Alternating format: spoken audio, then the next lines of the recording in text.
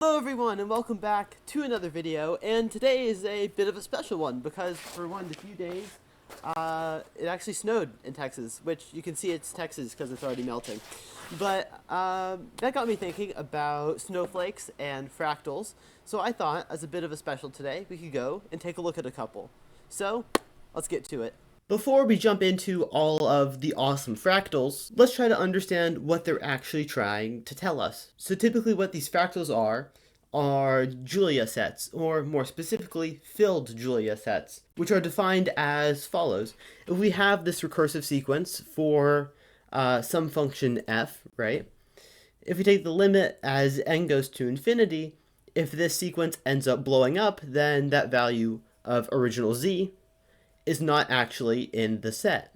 But if it does converge to something and is bounded, then it does end up in the set. And typically what ends up happening is that you have a region of values that do converge, but then you have a boundary, and that boundary is where the fractal appears. And that boundary is called the Julia set for some function f. It should be noted here that f is actually a polynomial. So one of the most common ones, for example, is f of some z being equal to z squared and then plus some c. So for example, if we make c equal to negative 2, what we end up with is not actually fractal at all. We end up with just a bit of the real axis. But for example, if we make c equal to, say, negative 1, we end up with something very cool. But now this is the very interesting part. What if we changed up what we're varying right here? Because right now, what we're doing in the xy plane, so, or really the real complex plane, so say this is our plane right here, whether or not each point is filled in our graph, whether or not it's like black or white, or whichever color we may so choose, depends on whether or not that original point converges with the sequence or not, given our function f. But what if we turn this definition a little bit on its head and reverse it? So say this is now just z squared and then plus just some c. And our point c is now represented by this graph right here.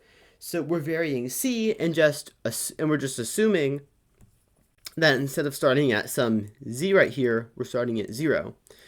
What fractal or what shape would this give us? And the answer to that is actually the Mandelbrot set, as we will shortly see. So in short, there are many cool things you can do with fractals, but now let's go examine a couple of them and their behavior in Desmos.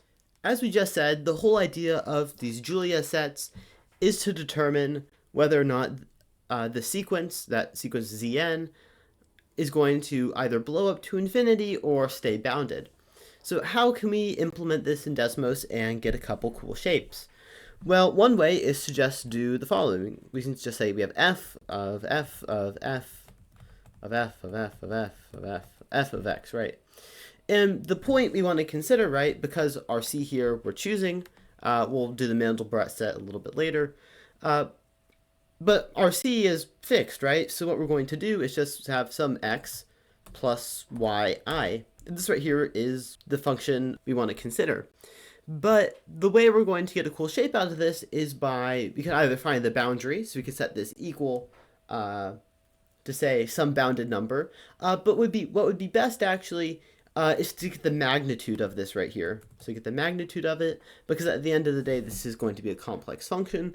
And if it's bounded, the magnitude is going to, stay bounded. But if it's not bounded, the magnitude is going to blow up to infinity anyways. So we can approximate it as such. But what we can do is set this less than or equal to, well, some bound. And I'll set that to, I don't know, some tolerance, right? And you'll see here that nothing is actually showing up, and part of this is just because of our choice of c. So if we make c negative 1, we do get some pretty interesting shapes right here, right?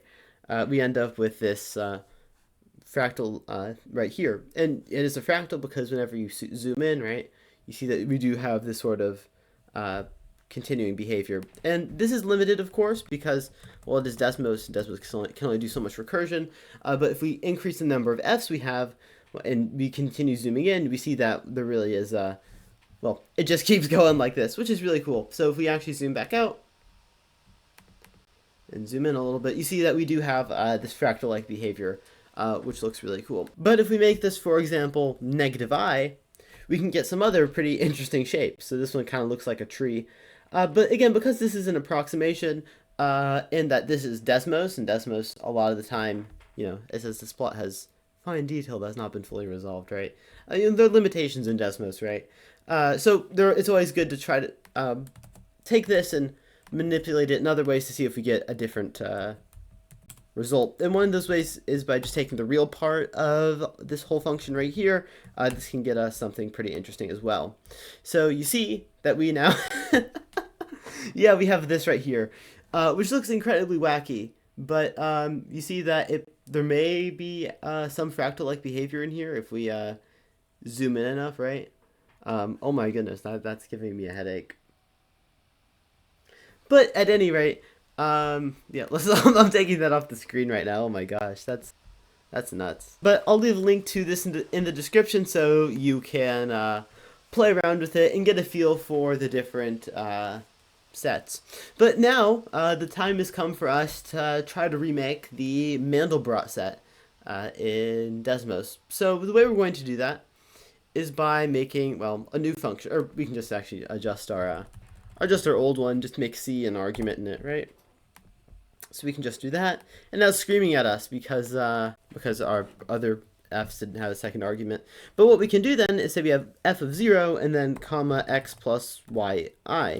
And what we can do is just, well, copy this right here and then do f of all this, but then at the end add a comma, that right there. What I found is whenever you're doing recursion like this, it's easiest just to do all your f's first and then just add all the commas and stuff later.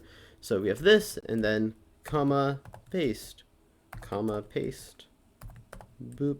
And what we can do is just say this is less than or equal to 1 and just take the absolute value of it. And lo and behold, we end up with something looking like the Mandelbrot set.